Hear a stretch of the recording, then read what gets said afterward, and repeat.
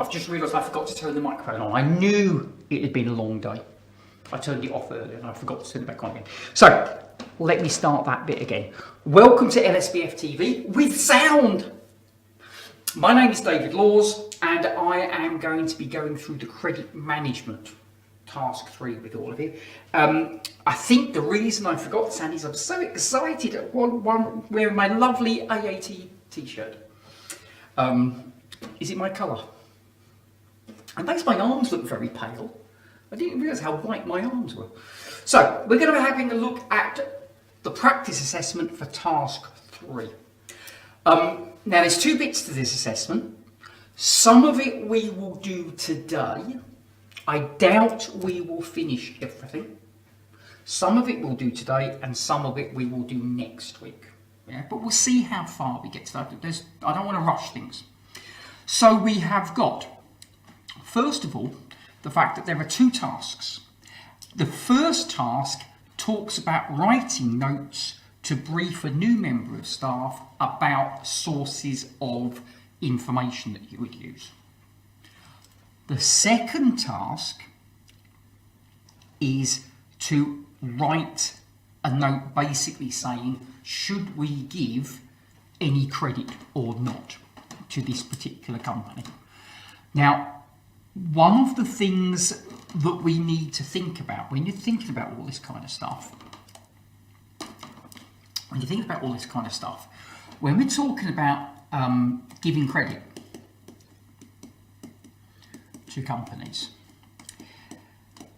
it is very, very easy to think about companies and say, the company may be a risk for whatever reason. Maybe their bank balance isn't particularly high. Maybe they've even got an overdraft. Maybe they've got lots of other loans. So it's very easy, whenever you are looking at a company and thinking, should we give them some credit, it's very easy to think about what might go wrong. And so what a lot of students will do is they will say, so many students will say, turn them down, don't give them any credit at all. Now please bear in mind that there's a problem with that. And the problem with that is no credit probably, not definitely, but probably means no sales. Because, you know, if a company comes to me and a company goes to you, we both sell the same thing. Company comes to both of us and says, can I have some credit? If I say no and you say yes, they're going to go to you, and that means I won't get any sales. So just bear in mind, yes, there is always a danger that you give somebody some credit and they don't pay you back. That's obviously a danger, but there's also a danger if you don't give people enough credit, they will go somewhere else and you then won't sell anything if it's getting the balance right. Yeah. Now, one of the things that you need to think about, or one of the things that is very important to think about when we're looking at these kind of questions, is if you're assessing credit, you need to have a well-rounded approach. Now, by well-rounded, what I mean is that you don't just look at, for example, you don't just look at things like liquidity. You can look at liquidity, by all means. We've got things there in that balance sheet that we can look at liquidity. That's fine. You know, you can look at things like current assets. You can look at things like current liabilities to give you the current ratio. We can do the quick ratio. We might be able to do receivables days, etc., etc. But liquidity is only one aspect of credit. We might also want to look at gearing. You can look at gearing there. You can look at gearing ratios. But gearing is only one aspect of credit. We might also look at profitability. I think profitability is actually the other way. There we go, we've got profit and loss. But all three of these are only one aspect. So what you need to do if you're looking at credit is you need to think about all of it together. Yeah, so we need to think about gearing. Why do we need to think about gearing? We need to think about gearing because whoever has lent money to the company, they get the first cash. So what I mean by that is the bank will want paying every month. So that means they in effect get paid first. And if, for example, our customer went bankrupt, then the bank would get the money first. So any payments, if there's anything left, the bank gets the money first. So gearing is important because a highly geared company not only has to pay lots of interest each month, which means there's less cash to pay us, but also if they go bankrupt, the bank gets paid first and it gets paid back, remember, all the money it's borrowed, not just the interest, but all the money it's taken. So high gearing is risky for us because the banks are going to get paid first. We're going to come afterwards. So we're not overly keen on lending or giving credit rather to companies with high gearing levels. We can still do it, but we might be slightly nervous about it. Second thing we need to think about is liquidity. And liquidity is obviously, in effect, how much the company can raise quickly. So if you remember, liquidity is looking at things like cash, it's looking at things like receivables, which you can turn into cash, it's looking at things like inventory, which you can sell and turn into a receivable and then turn it into cash. And it's also looking at current liabilities. What do you need to pay out in the near future? Now, the reason why you've got to look at these together is you could have a company which has got very high gearing, but it's also very liquid. So it might have borrowed a lot of money, but on the other hand, it's got a lot of cash. Well, in that case, we probably wouldn't worry too much about the gearing. We certainly wouldn't worry about the interest payments because the company's got a lot of cash or a lot of money that it can turn into cash fairly easily. Similarly, a company may have very low liquidity, but on the other hand has got very low gearing. Well, again, we might not worry about that. Okay, they don't necessarily have an awful lot of money, but on the other hand, they haven't got all these interest payments going out. So what can they do with the money? They can pay us. Remember where we are going to be. We are going to be a payable. Liquidity is looking at us. We will come under the liquidity bit because they're going to be paying us. So as long as they've got enough money to pay the payables, which includes us, if the gearing is fairly low, we probably aren't going to be worried that much. So liquidity and gearing should not be viewed as independent. They should be viewed as going together. And finally, we need to look at profitability. Because profitability impacts on your cash flow. Now, I know you've seen this loads and loads of times. I know that profit is not the same as cash flow. I do appreciate that. And I'm not trying to tell you anything different. But if a company is making lots of profit, if they're making lots of profit, what does that mean? It means that the sales revenue they're getting is bigger than the costs they're paying out. In other words, they are going to be getting positive cash flow. Now, I don't know what the amount will be, because profits are not the same as cash flow, but I do know if a company's making lots of money, they will have lots of positive cash flow. And similarly, if they're making very little profit, they may have very little cash flow coming in, which is bad for us because we're interested in their cash flow. So when you're looking at a company, you need to look at the three bits together. You need to be thinking, first of all, okay, what is the gearing, or what is the liquidity, and what is the profitability? But you also need to think they affect each other. So gearing and liquidity go together. Low gearing, low liquidity is probably all right. High gearing, high liquidity is probably all right. High gearing and high profitability is probably all right. You need to pay a lot of interest, but you're making a lot of money, which means you'll have a lot of positive cash flow coming in each month. So you need to try and think of the whole thing together rather than just gearing is bad, don't lend them any money, or liquidity is bad. It might be that that bit's bad, but something else makes up for it. So just wanted to make sure that's okay. The other reason why it's good to do this is this forces you to structure your answer. What I mean by structure an answer is have an answer which is divided into definite sections. Here is my section on gearing, blah, blah, blah, blah, blah. Here is my section on liquidity, blah, blah, blah, blah, blah. Here is my section on profitability, blah, blah, blah, blah, blah. Yeah?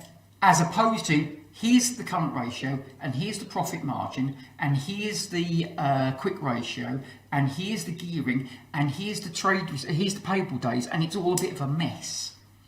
Yeah? One of the things to bear in mind, it says write a note analysing the information. If you were writing to your boss, you wouldn't say, oh, there's something I've just thought of, or there's something else, or there's something else. It would actually be organised. Yeah, so it's very important that you give yourself an opportunity to get organised, structure it.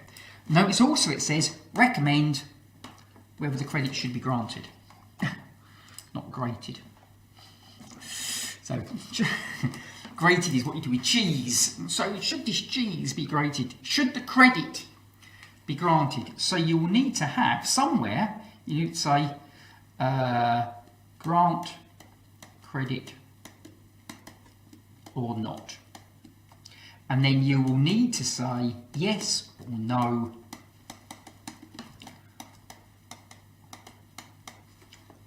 with a reason. Yes or no with a reason. Okay? You can't just say yes, give them the credit. You can't just say no, don't give them the credit. You need to say overall I think yes because, overall I think no because. You would be surprised at how many people forget to do that. Even though that's the whole point, is to say, should we give them some credit? And that's the one thing that students forget to do. So, a bit of background there. Now, as I say, my intention is not, we're not going to finish task 3 today. So I just wanted to, before we're going to start it, in fact, we may even only do part A. I'm not even convinced we'll get to part B, but we'll see how we get on. But it's just important to remember these things. Don't, with any kind of task, don't rush into it. Try and take a step back, particularly a task like this, where you've got lots and lots of things going on. It is very easy to start saying, the gross margin is this, and the net margin is that, and here's the gearing, and here's this, and here's that. Particularly because you've got a list of numbers, and it's very easy to say, well, this number's gone up, and this number's gone down, that number's gone up, and that number. But overall, you need to say, but what does that tell you? What does that tell you about the company? Yeah, is it a good thing? Is it a bad thing? Why is it good? Why is it bad? Why might it be happening? What might it show? Yeah, so again, just simply repeating the numbers isn't really adding anything. So if you simply say the gross margin has gone from 21 to 21.1, well, so what? I can see that. What I want to know is, what does it tell you? So try and think about what it tells you. Right, we are going to have a look. We are going to have a look at part A, when I can find part A. There we go. Right, write some notes to brief a new member of the credit control team explaining 3 sources of external information you will use other than what we've got. So what we've got, the financial statements, we'll do those in part B. When assessing whether to grant credit to the new customer, and comment on the role of the sales director. I think it's actually easier to comment on the role of the sales director first. Because you know, the thing is that if you start writing about the credit, you know, the different sources of information, it may not be obvious what to write, but it's fairly straightforward what to write about with the sales director, because it tells you. I'm a big believer in doing and dealing with what you're told in the question first, because you know it's going to be correct because they've put it in the question, so you know it's relevant. Yeah, sometimes when the examiner says, do what you think is best, it's hard to work out what to do. If the examiner says, look, I've told you what the sales director has said, comment on it, at least you know what to write about. So the sales director has advised you she's invited the directors to play golf next month. Has she now? The sales director receives a bonus based on the amount of new business that she brings in. So obviously, the sales director is going to be very, very, very keen for you to grant some credit to them. So I'm going to discuss that first. Now, it might well be that this is the very final. So I'm not necessarily going to write it at the top of my answer. I might write it somewhere near the bottom because it's the last thing the question asks for. It talks about other things, external information. Then it talks about the sales director. But I just think the sales director is the easiest bit. So I'm actually going to physically answer it first. I'm just going to leave a big gap. So I'm going to start down here with sales director. So the first thing to bear in mind is that the sales director should not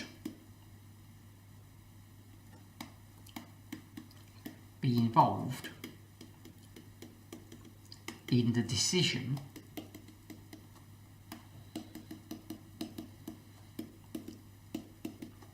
about granting credit.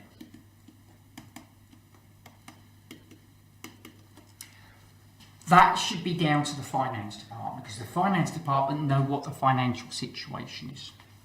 Yeah, the sales director won't have all of that knowledge and may not appreciate it all anyway. Their background may not be in finance, so to a certain extent, it would be unfair to get them involved because they may not have enough knowledge to make a sensible decision.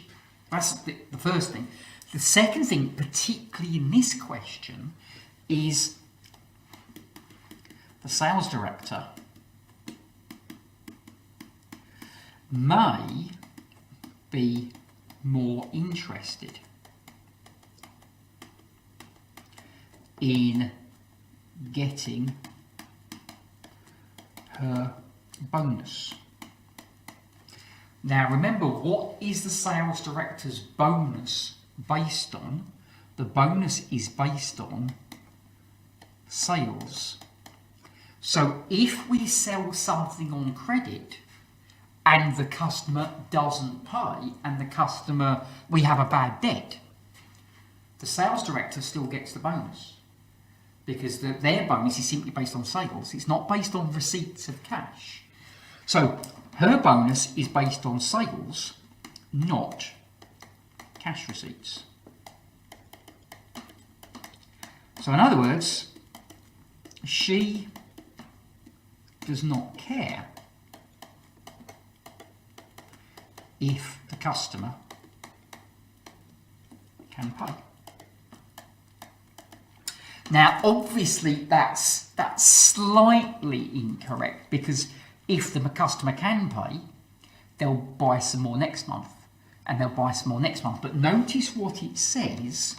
It does say in the question that she gets a bonus based on new business. So as long as a customer buys something once, she gets a bonus. Now, like I say, if the customer buys something again, not necessarily, doesn't really affect her. She doesn't really care, and she doesn't care if they don't pay. She simply cares, do they buy something from us? Do they order something from us? Whether they pay for it or not, she doesn't care about. Now, that means she's going to potentially she's going to be biased. And the fact that she's invited these people to play golf makes it look like she's really, really keen on these people. Yeah. So she may not be able to use her judgment wisely in this particular case. Yeah. So she's obviously very keen on them getting the credit. So she shouldn't have anything to do with it, because otherwise she'll just say, yes, give them the credit. Now, going back to the first part of the question then, this is task 3, part A. Going back to the first part of the question, it says, first of all, it says write notes to a new member of the staff. Right, so there will need to be some kind of introduction. What is this note? What's this note actually about? So you'll need to begin by saying there are various different kinds of credit, different kinds of places we can get some external information from. And I would also be tempted to put in why. I'd be tempted to put in why you're writing it. This is a new member of staff, so you're writing this note to inform them of something to help them do their job better. You're not copying out what a study manual says. You're not copying out, what it says on Wikipedia, because they can look that up for themselves. You're trying to help them to do their job better. So you might be involved in looking at credit ratings. Here are some other places you can look. So we have got, for example, we've got things like bank references.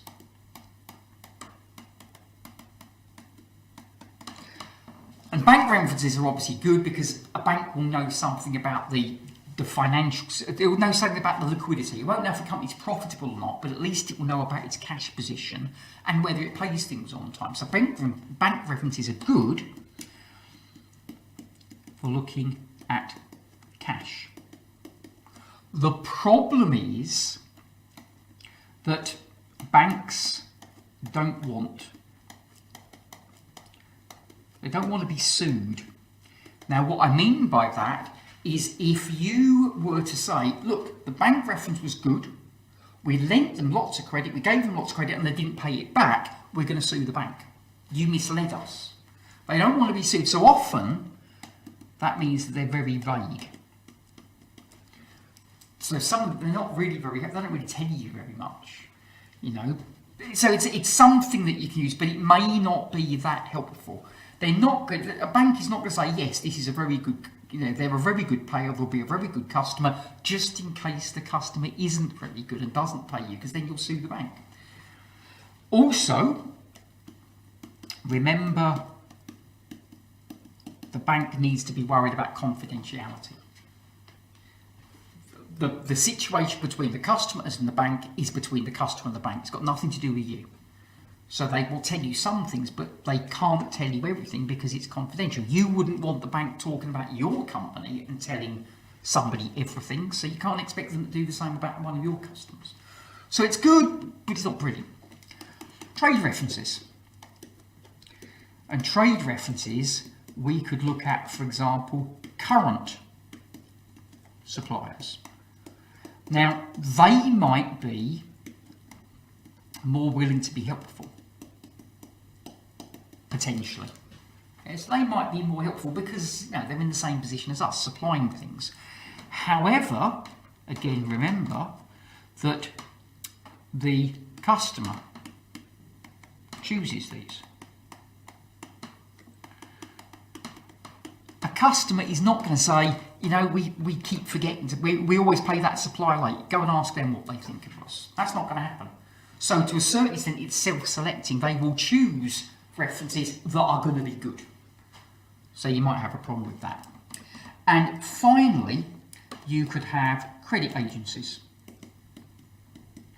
And credit agencies, again, will be good because they can, in effect, they're looking at liquidity. They're looking at more than one bank, more than one place where somebody has had some credit. It will show up on their credit rating. Look, they were late with this payment, they were late with that payment. They may not tell you the details about who the payment was to, but they might just say they've missed a payment and they were late with this and they haven't paid that and they've still got that outstanding, which will be helpful. And it's all anonymous, so you don't know who the banks or the suppliers were. The trouble is it might be out of date. It takes a while to get this information. So all three of them are useful in different ways, and that's really the main thing to stress to this new person who's just joined your team, yes, we can look at the financial statements which tell us something. There are other places that will tell us other pieces. Nobody tells us the whole story, but if you put it all together, then you can perhaps piece together an idea about whether this would be a good idea or not. Yeah, so you've got lots of different bits and pieces that you need to think about. But you just need to be aware they all have problems, they all have good things, they all have problems from different points of view. So, to summarise what we've said then, when you're thinking about looking at giving credit to a company, remember that giving no credit is just as bad as giving too much credit, because no credit means no sales. When you're looking at individual customers, if you're looking at financial statements, you need to think about the big picture. You need to think about profitability, which affects cash flow, and liquidity, which obviously is to looking at cash flow, and gearing, which is looking at future cash flows. But you need to look at the three of them together. Don't look at them in isolation. If you are asked to, say yes or no, you've got to say yes or no. Right, my colleague will continue task 3 with you next time. I hope you have a fun afternoon next Friday. And until then, good luck with all of your studying.